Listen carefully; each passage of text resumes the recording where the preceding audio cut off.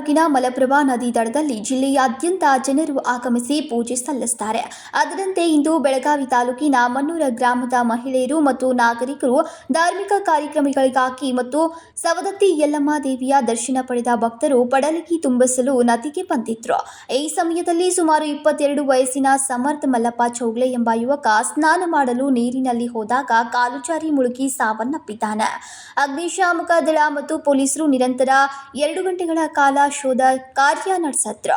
ಅಗ್ನಿಶಾಮಕ ದಳದ DFO Manohar Rathod, Khanapur police ಠಾಣೆಯ PI ಲಾಲ್ಸಾಬ್ Goundi, PSI MB Biradar ಮತ್ತು ಸಿಬ್ಬಂದಿ 1 ಗಂಟೆಗಳ ಕಾಲ ಹುಡುಕಾಟ ನಡೆಸಿದ್ರು. ಶವ ಪತ್ತೆಯಾಗಲಿಲ್ಲ. ಕೊನೆಗೆ ಸಹಾಯವಾಣಿ ತುರ್ತು ರಕ್ಷಣಾ ಪ್ರತಿಷ್ಠಾನ ತಂಡ ಕ್ಯಾಮೆರಾವನ್ನ ನೀರಿನಲ್ಲಿ ಬಿಟ್ಟು ಯುವಕನಿಗಾಗಿ ಹುಡುಕಾಟ ನಡೆಸಿದಾಗ ಭಾನುವಾರ ಸಂಜೆ 5 ಗಂಟೆಗೆ ಶವ ಪತ್ತೆಯಾಯಿತು. ಇನ್ಕ್ವೆಸ್ಟ್ ಇಲ್ಲ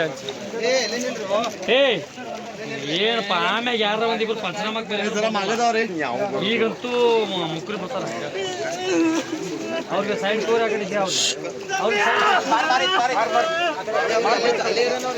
ಸೈಡ್ ಟೂರ್ ಅವ್ರ ಕಡೆಗೆ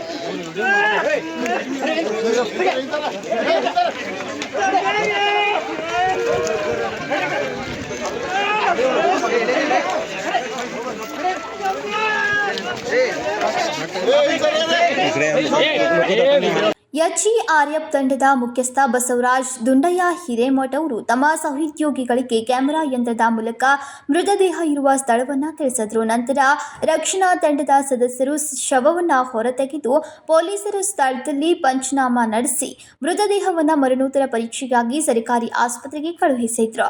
ಮರಣೋತ್ತರ ಪರೀಕ್ಷೆಯ ನಂತರ ಮೃತದೇಹವನ್ನು ಸಂಬಂಧಿಕರಿಗೆ ಹಸ್ತಾಂತರಿಸಲಾಗುವುದು. ಘಟನೆಯ ಸುದ್ದಿ ತಿಳಿದ ತಕ್ಷಣ ಮಲಪ್ರಭಾ ನದಿ ದಡದಲ್ಲಿ ನಾಗರಿಕರ ದೊಡ್ಡ ಗುಂಪು ಜಮಾಯಿಸಿತು. ನೀರಿನಲ್ಲಿ ಮುಳುಗಿ ಸಾವನ್ನಪ್ಪಿದ ಸಮರ್ಥ್ ಒಬ್ಬನೇ ಮಗ. ಅವರ ತಂದೆ 1 ವರ್ಷದ ಹಿಂದೆ ತೀರಿ ಹೋಗಿದ್ರು ಮತ್ತು ಅದಕ್ಕೂ ಮೊದಲು ಅವರ ಸಹೋದರ ಕೂಡ ಅನಾರೋಗ್ಯದಿಂದ ಸಾವನ್ನಪ್ಪಿದ್ನು. ಹೀಗಾಗಿ ಈತ ತನ್ನ ತಾಯಿಗೆ ಆಸರೆಯಾಗಿದ್ದ. ಇದರಿಂದ ಆ ತಾಯಿಯ ಆಕ್ರಂದನ ಮುಗಿಲು ಮುಟ್ಟಿತ್ತು.